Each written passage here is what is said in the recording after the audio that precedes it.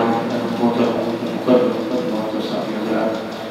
اور عزیزان کی قدر اللہ رب العزت کی تعریف و توصیف اور حضور نبی کریم صلی اللہ علیہ وآلہ وسلم بارگاہ مقدسہ میں نذرانے درود و سلام خالق کائنات کا بہت بڑا کرم اور اس کا فضل اس کی مہربانی ہے کہ اس نے ہم سب کو اپنے پیارے محبوب علیہ السلام کی امت پر پیدا فرمایا اور خالق کائنات کا یہ بھی عظیم احسان ہے کہ اس نے اپنی توفیق اور اپنے محبوب علیہ السلام کی توسط سے ایمان کے عظیم الشان نعمت سے مالامال فرمایا۔ حضرات محترم، آج ذی الحج کی 9 تاریخ ہے، کل یکشا عزیز عید الاضحیٰ کا دن ہے جو بڑی فضیلت کا حامل ہے۔ خوش نصیب ہیں وہ لوگ جن پر اللہ نے یہ دن پھر دیکھنا نصیب فرمایا۔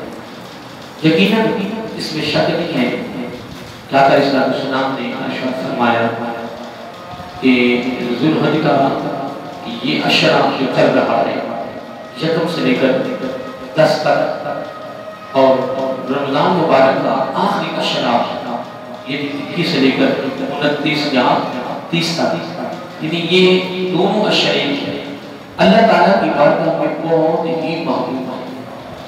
کیا؟ بہت ہی محبوب ہیں۔ میں نے یہاں تک پڑھا ہے کہ یہ جو عشرہ گزر رہا ہے اس کی ایک ایک رات شب قدر سے بھی آدھا ہے، یعنی ادھر تو شب قدر 21 کو ملے گی یا 23 کو ملے گی یا 25 کو ملے گی یا 27 کو ملے گی یا 29 کو، یہ تاک رات ہوگا، کیونکہ ام المومنین حضرت عائشہ صدیقہ رضی اللہ تعالی عنہا فرماتی ہیں کہ آقا علیہ السلام نے ارشاد فرمایا کہ آپ شب قدر کو رمضان مبارک کے آخری عشرہ میں تاک راتوں میں تلاش کرو۔ کس میں؟ تاک راتوں میں تلاش کرو۔ یہ حضرت عائشہ صدیقہ رضی اللہ تعالی عنہا کی روایت ہے۔ اس کے علاوہ میرے آقا علیہ السلام کے مختلف غلاموں کی جو روایات ہیں اس میں تاک راتوں سے ہٹ کر بھی ہے، پورے رمضان کی بھی روایت آتی ہے کہ پورے رمضان مبارک میں اس کو تلاش کرو۔ اب سعودی عرب میں جو میں نے قانون دیکھا ہے وہاں رہ کر میں نے وہاں 2 مغاشر گزارے ہیں اور 2 مغاشر میں نے بھی وہاں کا طریقہ دیکھا ہے وہ مجھے بڑا پسند آیا ہے، کیونکہ وہاں بھی بڑی شدید گرمی ہوتی ہے۔ ان کا طریقہ یہ ہے کہ وہ ساری رات کام کرتے ہیں، سحری کر کے ایمان کر کے سو جاتے ہیں، رات کو کام کرتے ہیں اور دن کو وہ سوتے ہیں۔ اب اس میں بڑا خاص فرق ہے، ساری رات سونا عبادت نہیں ہے، رات کو سونا عبادت نہیں ہے، رات کو رمضان مبارک میں بیداری کی حالت میں شب بیداری کرنا، رات کو جاگنا یہ عبادت ہے، اور دن کو روزہ رکھ کے سونا عبادت۔ یہ فرق ہے، کیا؟ یہ فرق ہے کہ رات کو اگر آدمی سوئے گا تو صرف سوئے گا، ویسے تو جو رمضان مبارک کی برکتیں ہیں، رحمتیں ہیں، وہ بندے کو میسر ہے، وہ بندے کو ملتی رہتی ہے، ٹھیک ہے نا؟ لیکن اب اگر وہ رات کو سوتا ہے تو عبادت میں نہیں لکھا جائے گا، لیکن اگر وہ دن کو روزہ رکھ کے سوتا ہے تو آقا علیہ السلام نے فرمایا روزہ رکھ کے سونا بھی عبادت ہے۔ کیا؟ اب ان کا طریقہ بڑا مجھے پسند آیا کہ وہ رات کو کام کرتے ہیں اور دن کو روزہ رکھ کر وہ آرام کرتے ہیں، اور عصر کے بعد پھر ظہر کی نماز پڑھی پھر بھی وہ سو گئے، پھر عصر کی نماز پڑھ کے اٹھتے ہیں اور اپنے اپنے کاموں میں وہ مشغول ہو جاتے ہیں، دکاندار دکانیں کھول دیتے ہیں۔ اس طرح کا طریقہ ہے۔ تو آقا علیہ السلام نے کیا فرمایا؟ فرمایا یہ دونوں عشرے اللہ تعالیٰ کی بارگاہ میں عبادت کے لحاظ سے بہت ہی مقبول ہے۔ اب اس روایت کو اپنے یاد رکھنا ہے اور لوگوں کو بتایا کریں کہ یہ دونوں، اب یہ جو رات ابھی رات آئی ہے، جو رات ابھی آئے گی رات کو، یہ رات اور عید الفطر کی رات جس دن چاند کا اعلان ہوتا ہے کہ کل عید الفطر ہے، یہ دونوں راتوں کے بارے میں حدیث پاک میں آتا ہے۔ آقا علیہ السلام نے ارشاد فرمایا کہ تو ان راتوں کو جاگ کر گزارتا ہے کیا جاگ کر گزارتا ہے، یعنی ان راتوں کو زندہ کرتا ہے، جاگ کر شب بیداری کی صورت میں، عبادت و ریاضت کی صورت میں. ہاں اگر وہ رات کو نہ نفل پڑھے، نہ وہ تسبیح کرے، نہ وہ تلاوت کرے، صرف وضو کر کے اس حالت میں بیٹھا رہے کہ میں نے رات کو جاگ کر گزارنا ہے، تو وہ بھی عبادت ہی میں لکھا جاتا ہے. اللہ تعالیٰ کے دربار میں کمی نہیں ہے. اللہ تعالیٰ کا دربار، اس کا خزانہ بہت وسیع ہے. تو کہ حدیث قدسی بھی ہے، اللہ تعالیٰ فرماتا ہے کہ اے ابن آدم تو نے پریشان نہیں ہونا. کیا اے ابن آدم تو نے پریشان نہیں ہونا، تجھے پریشانی کی ضرورت نہیں ہونی چاہیے، اس لیے کہ تیرے رب کا خزانہ خالی نہیں ہوا. تیرے رب کا خزانہ خالی نہیں ہوا، تیرے رب کا خزانہ ہمیشہ بھرا رہا ہے اور اس وقت بھرا ہوا ہے اور بھرا رہے گا. تو میں نے خزانہ جو بنایا ہے اور اس خزانے میں جتنی چیزیں میں نے رکھی ہیں یا جتنی میں نے نعمتیں رکھی ہیں، وہ ساری تیری سہولت کے لیے رکھی ہیں، تیری آسانی کے لیے، تیرے استعمال کے لیے. میرے بندے، جب میں تمہیں یہ ادا کر رہا ہوں اور ایک گارنٹی دے رہا ہوں، میں ضمانت دے رہا ہوں رب ہونے کے ناطے، اے ابن آدم پریشان نہیں ہونا. کیا پریشان نہیں ہونا، اس لیے کہ میں تیرا رب ہوں، تو میرا بندہ ہے. تو جب تو میرا بندہ ہے، میں تیرا رب ہوں، تو خزانے تو میں نے تیرے لیے بنائے، تجھے خزانے کی کیا ضرورت ہے؟ میں تو کھانے پینے سے میں پاک ہوں، میں نور ہوں. اللہ نور السماوات والارض، جب میں نور ہوں تو مجھے تو کس چیز کی ضرورت ہی نہیں ہے. اے باری تعالیٰ پھر تجھے کسی چیز کی ضرورت ہے نا؟ فرمایا ضرورت تو نہیں ہے، لیکن تیرا میری بارگاہ میں جھکنا مجھے بہت پسند ہے. تیرا میری بارگاہ میں جھکنا، میری یہ ضرورت، میری یہ بھی ضرورت نہیں ہے. ہوتا ہے کہ میری ضرورت ہو، مجھے تیری عبادت سے غرض نہیں ہے، لیکن میں چاہتا ہوں کہ تو میری بارگاہ میں جھک. اللہ، میں چاہتا ہوں کہ تو میری بارگاہ میں جھک، تو میری بارگاہ میں سجدہ ریز ہو. تو جب تیری پیشانی میری بارگاہ میں جھکتی ہے تو یہ تیرا جھکنا، یہ تیری عاجزی، یہ تیری کساری، یہ تیرا سارا جھک جانا میری بارگاہ میں اتنا محبوب ہے کہ آقا صلی اللہ علیہ وسلم نے فرمایا رب کے قریب ہونے کا سجدے کے علاوہ کوئی ذریعہ ہی نہیں. جس طرح ابھی حدیث میں کوٹ کرتا ہوں، پچھلی میں نے بیان کی تھی، اب اس کا کچھ حصہ باقی ہے کہ آقا صلی اللہ علیہ وسلم نے فرمایا عید الضحیٰ کے دن، کیا عید الضحیٰ کے دن جانور کا قربانی دینے کی صورت میں خون بہانے سے بڑھ کے اللہ تعالیٰ کی بارگاہ میں کوئی عمل مقبول نہیں ہے. عید الضحیٰ کے دن بندہ کہتا نا میں اس دن یہ کروں، میں یہ کروں، میں یہ کروں، عبادت و ریاضت کروں، تلاوت کروں، نفل کروں، اس کے علاوہ مبارک رب کی باتوں میں جھکا رہوں. الحمدللہ وہ جتنی عبادت کرے گا وہ ساری قبول ہے. لیکن میں آپ کی بات یوں بتاتا ہوں، عید دو عیدوں کے دن کی شراب اور چاشت کی نمازیں نہیں، یہ بھی مسئلہ یاد کر لینا. جو لوگ شراب کے عادی ہیں یا نمازیں چاشت کے عادی ہیں، وہ اس دن کل اور عید الفطر کے دن نہ کی شراب ہے اور نہ چاشت ہے، ہاں تہجد کی نماز ہے، کیونکہ وہ فجر کی نماز سے قبل ہے. ہاں میں اس کی بات کر رہا تھا، ایک بندہ کہتا ہے میں تلاوت کی ساتھ کرتا رہوں، میں ساتھ رب کی بات میں جھکا رہوں، رب کو راضی قربان کروں، رب کی راہ میں صدقہ خیرات کروں، لوگوں کی خدمت کروں، جتنی عبادت کروں.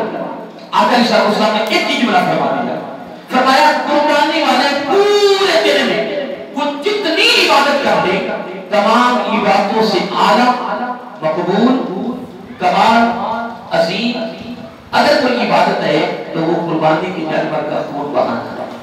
اللہ اکبر. یعنی یوں سمجھ لیں کہ قربانی والے دن عید الضحیٰ کے دن قربانی کے جانور کا ذبح کرنا اور اس کا خون بہانا یہ اللہ تعالیٰ کو بہت ہی پسند ہے. جتنا سمجھ لیں کہ میرا آقا علیہ السلام نے فیصلہ کر دیا اور ادھر کیا فرمایا، اور ادھر فرمایا ہے کہ جب بندہ سجدہ کرتا ہے نا، سجدے میں جاتا ہے نا، تو اللہ تعالیٰ کی بارگاہ میں رب کے قریب ہونے کا دیکھو کتنی خوبصورت بات کی ہے کہ اگر کوئی بندہ یہ چاہے کہ میں رب کے قریب ہو جاؤں، بہت قریب ہو جاؤں اور رب مجھے قریب کر لے، میں اللہ تعالیٰ کی قربت میں چلا جاؤں، اللہ تعالیٰ کی قربت مل جائے، اللہ تعالیٰ کی رضا مل جائے، اللہ تعالیٰ کی خوشنودی مل جائے، اللہ تعالیٰ کی خوشی مل جائے، ٹھیک ہے نا؟ اگر بندے کی چاہت ہے تو آقا علیہ السلام نے کمال کر دیا ہے، فرمایا جتنی عبادت و ریاضت ہے نا، جتنی تمام عبادت و ریاضت میں سے ایک عبادت ایسی ہے کہ جو رب کے قریب ہونے کا بہترین ذریعہ ہے۔ عرض کیا یا رسول اللہ صلی اللہ علیہ وسلم وہ کیا ہے؟ تو آقا علیہ السلام فرمایا اس کا نام ہے سجدہ۔ کیا ہے؟ اس کا نام ہے سجدہ، یعنی اللہ تعالیٰ کے قریب ہونے کا بہترین ذریعہ جو ہے وہ کیا ہے؟ سجدہ۔ اور میرا آقا علیہ السلام نے یہاں تک فرمایا اللہ تعالیٰ سے مانگنے کا، اللہ تعالیٰ سے طلب کرنے کا بہترین ذریعہ وہ بھی سجدہ ہے۔ اور بلکہ یہاں تک حدیث پاک میں آتا ہے کہ جب بندہ سجدے میں ہوتا ہے نا، کس میں ہوتا ہے؟ سجدے میں ہوتا ہے، وہ سجدہ کرتا ہے، تو جو ہی وہ اپنی پیشانی کو رب کی بارگاہ میں جھکاتا ہے تو اللہ تعالیٰ سارے پردے ہٹا کر اللہ تعالیٰ فرماتا ہے میرے بندے اب تیرا یہ جھکنا مجھے اتنا پسند آ گیا ہے، اب تو مانگ میں تمہیں دیتا ہوں۔ یار مجھے یہ بتاؤ اس سے بڑی اور نعمت کیا ہو سکتی ہے؟ اس سے بڑی فضیلت کیا ہو سکتی ہے؟ دو چیزیں میرے آقا علیہ السلام نے یہاں بیان کی اور تیسری کو میں نے ساتھ ملایا ہے، قربانی کا۔ یعنی آقا علیہ السلام نے فرمایا قربانی کے دن یعنی عید الضحیٰ کے دن صبح سے لے کر سورج کے غروب ہونے تک جتنی عبادت و ریاضت ہے، جتنی انسان کر لے، تمام عبادت و ریاضت سے جو رب کی بارگاہ میں مقبول عبادت ہے، یا تمام عبادت و ریاضت میں سے جو سب سے اعلیٰ اور عظیم اور کمال، بلکہ یوں سمجھ لیں رب کی بارگاہ میں محبوب ترین عبادت ہے نا، وہ قربانی کے جانور کو ذبح کرنا، اس کا خون بہانا۔ یعنی آقا اصل میں میرے پاس اتنے الفاظ نہیں ہیں کہ میں اس کو مزید واضح کروں، لیکن میں جملہ آپ تک پہنچا دی جائے کہ آقا علیہ السلام نے فرمایا عید الضحیٰ کے دن اگر سب سے اعلیٰ رب کی بارگاہ میں کوئی محبوب ترین اگر نیکی یا عبادت یا عمل کوئی ہے تو وہ جانور کا ذبح کرنا اور اس کا خون بہانا۔ اور بلکہ یہاں تک حدیث پاک میں آتا ہے قربان جاؤں کہ حضرت داؤد علیہ السلام، یہ حضرت وہب بن منبع رضی اللہ کے صحابی ہیں، ان سے روایت ہے کہ اللہ تعالیٰ کی بارگاہ میں حضرت داؤد علیہ السلام نے عرض کیا کہ اے باری تعالیٰ تو قربانی دینے والوں کو کیا جزا دیتا ہے؟ یہ حضرت داؤد علیہ السلام کا ایک سوال ہے اللہ تعالیٰ کے بارے میں، جبکہ وہ پیغمبر ہے اور یہ وہ ہستی ہیں جو حضرت سلیمان علیہ السلام کے والد گرامی ہیں، یہ بھی پوری دنیا کے بادشاہ رہے، ان کے بیٹے بھی پوری دنیا کے، بلکہ ان کے بیٹے تو ہر مخلوق پہ انہوں نے بادشاہی کی ہے، اور قیامت کے دن سارے نبی جنت میں چلے جائیں گے، یہ دونوں پیغمبر وہاں کھڑے رہیں گے۔ اور ایک روایت میں آتا ہے کہ جنت اور دوزخ کا فیصلہ ہو جائے گا، دوست کی دوزخ میں چلے جائیں گے، جنتی جنت میں چلے جائیں گے، لیکن یہ پھر بھی کھڑے رہیں گے، جنت میں داخل نہیں ہوں گے، یہ دونوں باپ اور بیٹے کھڑے رہیں گے۔ اب سوال یہ پیدا ہوتا ہے ثم معاذ اللہ معاذ اللہ معاذ اللہ، عرب خر بار معاذ اللہ، لوگ اگر یہ سوچیں کہ کیا ان سے کوئی خطا ہوگی، نہیں خطا نہیں، یہ معصوم ہے، یہ کیا ہے؟ معصوم ہے، ان سے کوئی خطا نہیں ہوتی اور یہ جنتی ہیں، لیکن باقی نبیوں سے 500 سال بعد جنت میں جائیں گے، 500 سال بعد، اور ایک دن 50,000 سال کا ہوگا، تو 500 سال بعد یہ دونوں پیغمبر جنت میں جائیں گے۔ یہ روایت لوگوں کو نہیں گا۔ اب لوگ پوچھیں گے کہ یہ کیوں 500 سال بعد میں جنت میں جائیں گے؟ پیغمبر نہیں ہے؟ پھر حضرت سلیمان علیہ السلام داؤد علیہ السلام نے اپنی پوری بادشاہی میں ایسا انصاف کیا ہے کہ جانور تک بھی انصاف ہوا، ہوا بھی کہتی تھی کہ مجھے بھی انصاف ملا، جنات ہیں انسان ہیں دونوں پر آپ کے مخلوق تھی، بادشاہی تھی دونوں پر تھی، اور جنوں انس ساری مخلوقیں، ہر ایک کی زبان پہ ایک ہی لفظ تھا کہ اگر انسان ملا ہے تو داؤد علیہ السلام سے ملا ہے، انسان ملا ہے تو سلیمان علیہ السلام سے ملا ہے۔ ہر مخلوق پر حتیٰ کہ ہوا تک آپ کی حکومت تھی، اور جنات کی مخلوق پر بھی آپ کی حکومت تھی۔ یہ مسجد کس نے بنائی ہے؟ جنات نے تو بنائی، اور جب آپ کو موت کا وقت آ گیا تو اس کے باری تعالیٰ ابھی تو مسجد شادی بھی نہیں ہوئی، یہ تو یا میری موت آئی، جنات کو پتہ چلا کہ یہ رک جائیں گے، یہ تو مخلوق ہی پہنچی ہوئی ہے، جنات کی مخلوق یہ تو پہنچی ہوئی ہے، تو بعد عجیب معاملہ یہ رک جائے گی۔ رب نے فرمایا ہم نے کام بڑا کمال کرنا ہے۔ اب جہاں جملہ بڑا ہے، نکتہ لطیف ہے، وہ سننے والا ہے۔ رب نے فرمایا محبوب اے میرے پیارے اے میرے پیارے صلی اللہ علیہ وسلم، میرا قانون ہے، موت وقت پر ہی ہے، ہائے موت وقت پر ہے، پر جنات کے لیے میں ایک طریقہ اختیار کر دیتا ہوں۔ وہ کیا؟ شیشے کا کمرہ بنا دیا اور ایسا ایک ڈنڈا دے دیا، کیا بولیے، ایک شیشے کا کمرہ بنا دیا اور یہ ایک ایسا ڈنڈا بنایا، اور سلیمان علیہ السلام نے ڈنڈے پر ہے ایسے، آپ داڑھی مال ایسے رکھی، ایسے ایسے ایسے کھڑے ہوتے، اور یہاں اللہ تعالی نے روح قبض کر لی اور ایسے کھڑے ہوتے، ڈنڈا لکڑی کا تھا۔ اب جنات دیکھ رہے ہیں کہ حضرت سلیمان علیہ السلام کھڑے ہیں اور ہماری طرف دیکھ رہے ہیں، دن رات کام کر رہے ہیں، کام کرتے، نقشہ تو پہلے بنا ہوا تھا، سارا نقشہ دیا ہوا تھا، اور جنات کے اندر بڑے بڑے انجینئر تھے، جو طریقہ انسان کا ہے وہی طریقہ جنات کا ہے۔ قومیں بھی ہیں، سیاسی لیڈر بھی ہیں، بادشاہیاں بھی ہیں، قومیں بھی ہیں، لڑائیاں جھگڑے بھی ہیں، سارا کچھ ہے، مذہب بھی سارے ہیں، مکاتب فکر بھی سارے ہیں، مناظرے بھی سارا کچھ ان میں ہے، لیکن ایک فرق ہے کہ جنات کے اندر صرف ایک چیز نہیں ہے، وہ کیا ہے؟ وہ سید نہیں اس کے اندر، کیا جنات میں سارا کچھ طریقہ انسان والا ہی ہے، باتیں یاد رہیں گی نا، سارے طریقے وہی ہیں، لیکن ان میں سید نہیں ہے، اور سید کا سلسلہ اگر شروع ہوا ہے تو وہ آقا علیہ السلام کی بیٹی سے شروع ہوا، اور ہمارے نزدیک حضرت علی رضی اللہ تعالیٰ بھی سید نہیں ہے، حضرت علی بھی سید نہیں ہے۔ ہاں اگر وہ سید ہوتے تو حضرت علی رضی اللہ تعالیٰ عنہ کی بیوی رفیقہ حیات، شریک حیات حضرت فاطمہ الزہرا رضی اللہ تعالیٰ عنہ کے علاوہ باقی ازواج میں سے ہونے والی اولاد نے سید کیوں نہیں کروایا؟ سب نے علوی کروایا، کیا علوی خاندان ہے، ہاشمی خاندان ہے، جتنے خاندان ہیں جو حسنین کریمین کی اولاد میں سے ہیں وہ سید کروانے کا حقدار ہے، باقی سید نہیں کروا سکتا۔ ہاں لفظ شاہ ہے وہ کسی کے اندر استعمال کر لیں، ہاشمی خاندان شاہ کروا لیں، عربی وہ بھی شاہ کروا لیں، کوئی بات نہیں، لفظ شاہ استعمال ہو سکتا ہے، لیکن سید صاحب نہیں لکھوا سکتے۔ سید صرف اور صرف میرے آقا علیہ السلام کی بیٹی کا جو خون ہے وہی سید ہے، حسنین کریمین کی اولاد جو ہے وہی قیامت تک اور قیامت کی صبح تک وہی سید ہے۔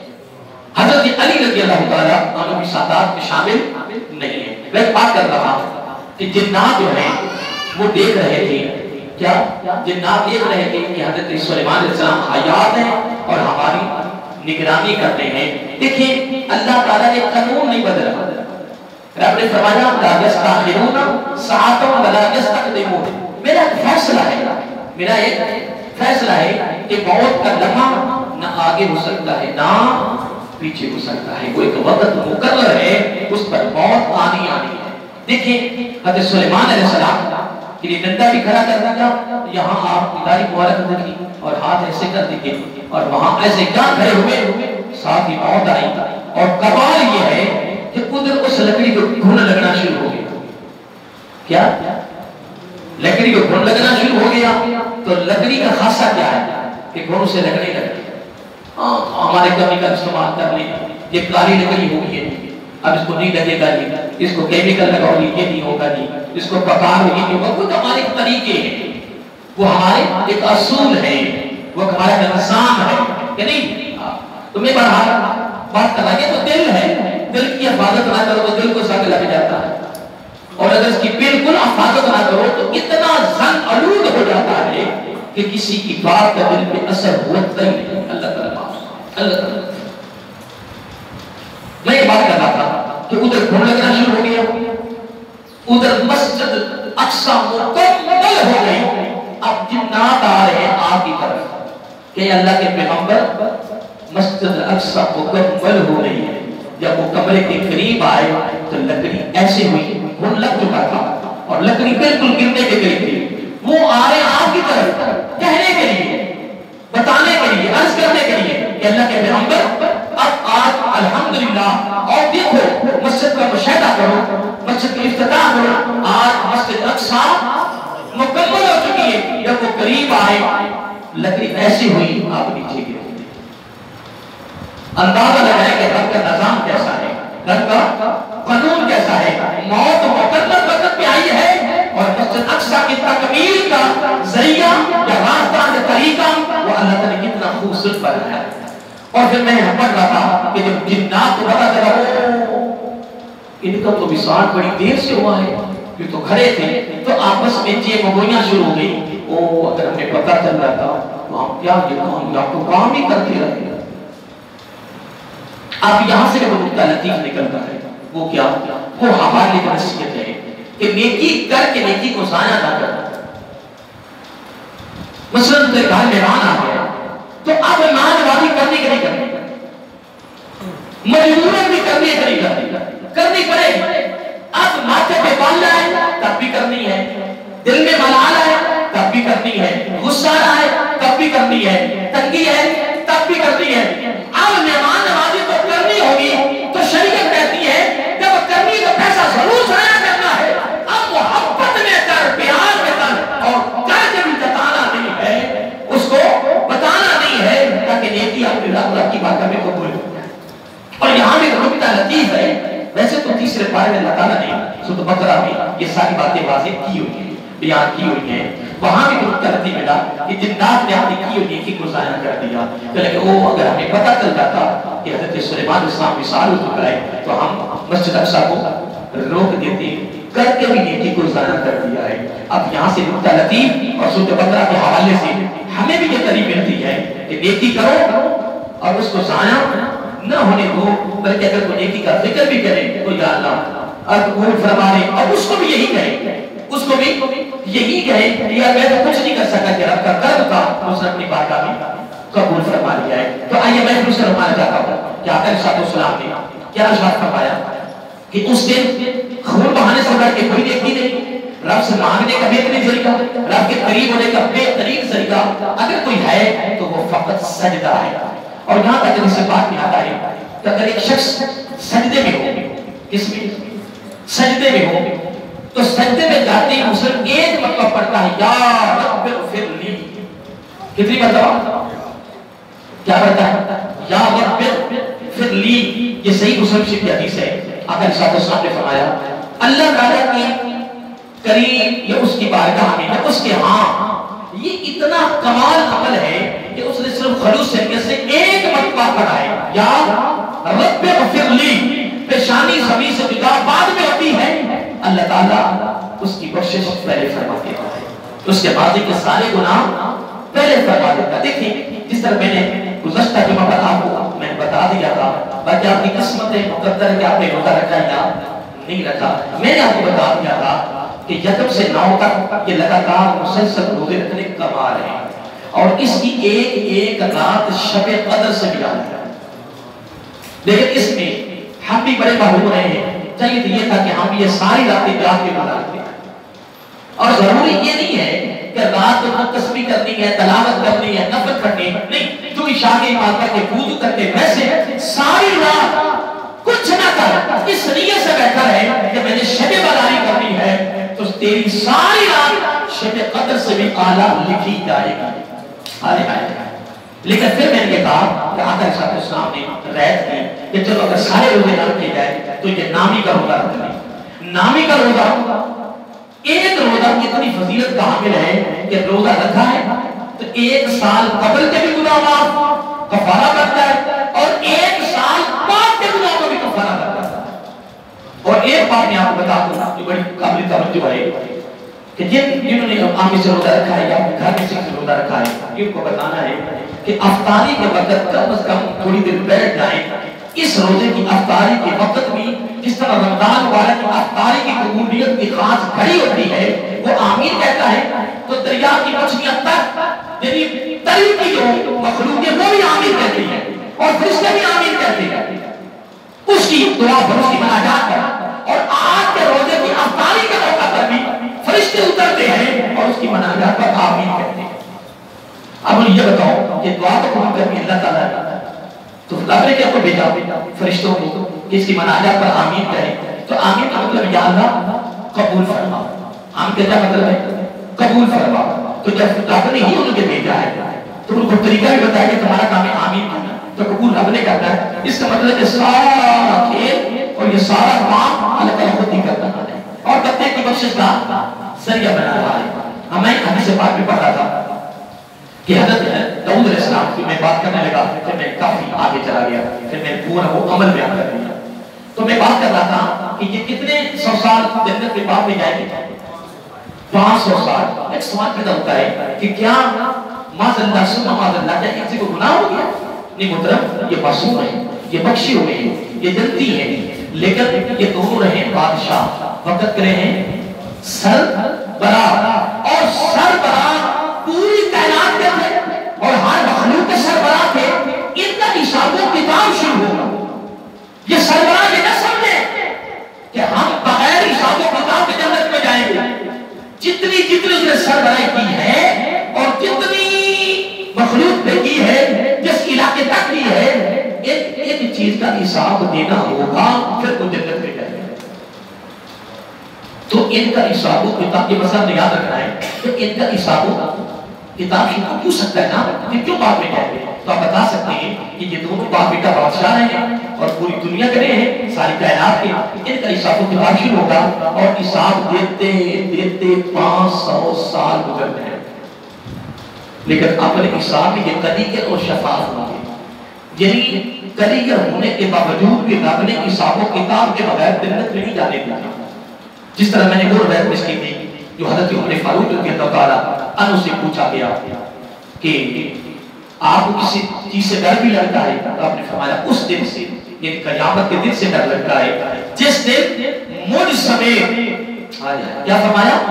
جس دن مجھ سمیت سارے حکمرانوں کے ہاتھ پیچھے باندھے ہوں گے اور اللہ تعالیٰ کے دربار میں پیش ہوں گے، اور پھر حساب بھی آخر میں ہوگا، پہلے نہیں ہوگا. یا تو یہ بتاؤ کہ جب سب کا حساب ہو رہا ہوگا تو سب کا حساب ہو، پھر آخر میں حکمرانوں کا حساب ہو، تو اللہ تعالیٰ معاف فرمائے کو معمولی کام ہے، حساب بھی آخر میں ہو. تو امی حضرت داؤد علیہ السلام نے عرض کیا باری تعالیٰ قربانی دینے والوں کو تو کیا عطا کرتا ہے؟ تو اللہ تعالیٰ نے بڑا پیارا جواب دیا، فرمایا قیامت کے دن سنگوں کا بھی بدلہ دوں گا. کیا؟ سنگوں کا بھی بدلہ دوں گا، خون کا بدلہ بھی دوں گا، اور جو کھور نہیں ہوتے، کھور جانور کے، ان کا بھی حساب ہوتا. اور میں نے یہاں تک حدیث پاک میں پڑھا ہے کہ جانور اللہ تعالیٰ کے دربار میں پیش ہوں گے اور ان کے پاس خون بھی ہوگا، سنگ بھی ہوں گے، کھور بھی ہوں گے، سارا کچھ ہوگا. اور جب اسے ترازو میں رکھا جائے گا، کس میں؟ ترازو میں رکھا جائے گا، تو 70 گنا اضافہ ہوگا. کتنا؟ آج ایک سوال پیدا ہوتا ہے، کچھ لوگ سوال کرتے ہیں کہ اگر قربانی والے دن قربانی کی بجائے اگر اتنی رقم، کیا قربانی والے دن اگر اتنی رقم اگر اللہ تعالیٰ کی راہ میں تقسیم کر دی جائے، صدقہ خیرات کر